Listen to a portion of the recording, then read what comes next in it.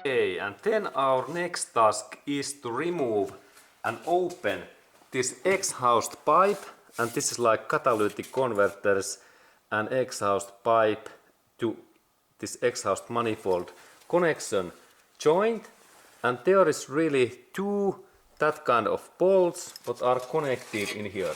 And now I have opened these, and now we can see that this connection is free, and there is really two 14mm bolts in that area, and we need only a little bit longer this extension bar that we can take these two bolts, and there is a specific spring, and one is in here and second is in here, and then we only a little bit reverse that back, and now this exhaust manifold and exhaust pipes connection is free. Excellent.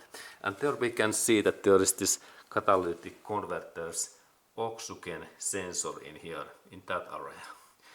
Okay, and now this job is ready, and then we can go to back in engine area to open next area.